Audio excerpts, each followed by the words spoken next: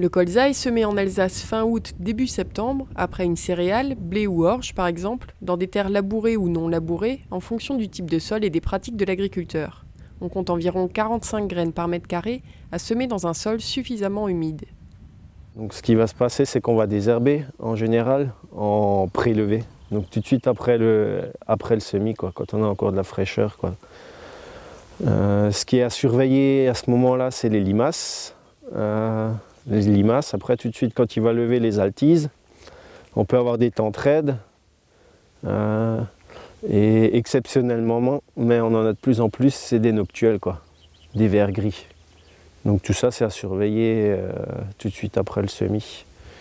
Alors il y a des insectes qu'on va retrouver dans la cuvette jaune, quoi. Donc on installe tout de suite une cuvette et puis d'autres qu'il faudra observer comme ça.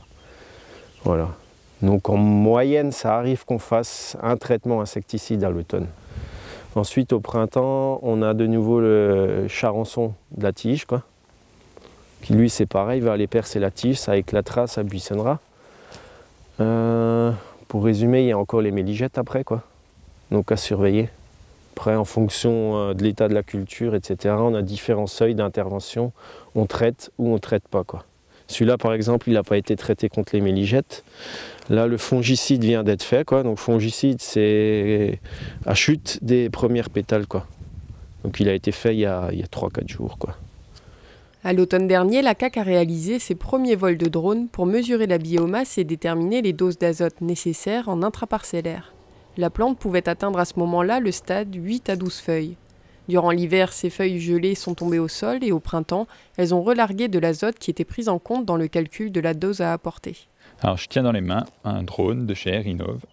C'est une aile volante, donc rien à voir avec les multicoptères.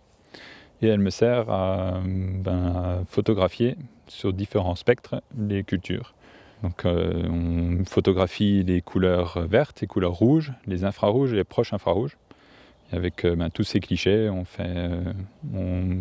étudie l'activité de la culture, l'activité chlorophylle de la culture, et on arrive aussi à évaluer à peu près l'activité de végétation de la culture. Et donc avec tout ça, on arrive à définir des doses d'azote appropriées. Donc l'agriculteur reçoit une cartographie des différentes modulations qu'il a apportées. Donc il voit l'état de sa culture, il voit les différents aspects, les différentes hétérogénéités de la culture. Et donc avec ça, soit il fait un apport d'engrais manuel en essayant de moduler tout au long de la parcelle, ou alors s'il est équipé d'un GPS, et principalement un RTK, il peut moduler automatiquement avec son épandeur. Il faut aller très tôt en engrais sur le colza, parce qu'il démarre avec moins de température que le blé, quoi. Donc en général, on fait l'apport soufré en premier, quoi. On passe avec 3 kg d'ameau soufré. Et puis ça se situe, oui, vers le 15 février, 1er mars, selon les années, quoi, à voir. Et après, on repasse très vite derrière, souvent au maximum dans les 3 semaines qui suivent avec le complément, quoi. Parce qu'une fois que le colza commence à monter, c'est là qu'il pompe l'azote et il a besoin que cet azote soit dans le sol, quoi, et disponible pour la plante, quoi. Cette année, le colza était en fleurs mi-avril, début mai, à une période de gelées successives qui ont pu provoquer l'avortement de quelques siliques. À proximité de parcelles situées à l'UM-Juillers, des ruches sont implantées périodiquement pour favoriser la floraison. L'idéal, c'est d'avoir 2 ruches à l'hectare en abeilles. Ça, c'est vraiment excellent, ça va aider à la pollinisation et moi je suis persuadé qu'on augmente vraiment le rendement en mettant des abeilles. Voilà. Ça fait des années qu'ils le font et ici, c'est tout le temps rempli d'abeilles et il n'y a jamais eu de problème par ailleurs au niveau des répercussions par rapport aux insecticides ou aux fongicides. Donc la plante, de quoi elle est composée? Il y a une grosse tige. La racine, c'est un pivot qui va descendre profond.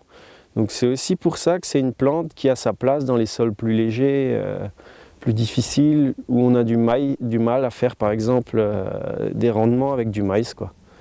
Donc ça va valoriser ces petites terres, quoi. Ça va permettre de dégager voilà, un revenu correct sur ces petites terres. Ensuite on a la tige, les fleurs. Donc là on voit une première silique.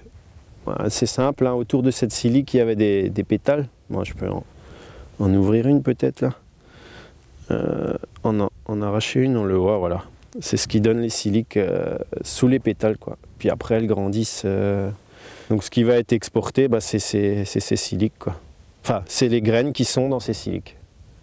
Ça, c'est des variétés tardives, donc ça permet de récolter après le blé. Le blé, on est souvent stressé pour le rentrer parce que quand il pleut, il gonfle, on perd du PS, on veut rentrer un blé de qualité, quoi. Donc avoir une variété plus tardive, ça permet vraiment de faucher le colza en dernier.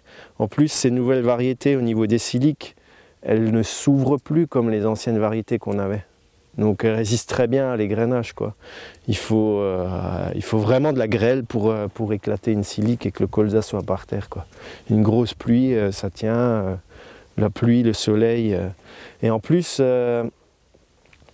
si on commence par moissonner les blés, un colza, on peut rentrer beaucoup plus vite dedans au moment du battage.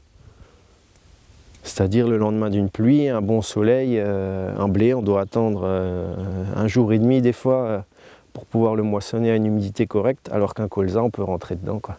Les agriculteurs équipés d'un semoir à céréales type blé et d'un pulvé n'auront pas d'investissement spécifique à réaliser pour se lancer dans la culture.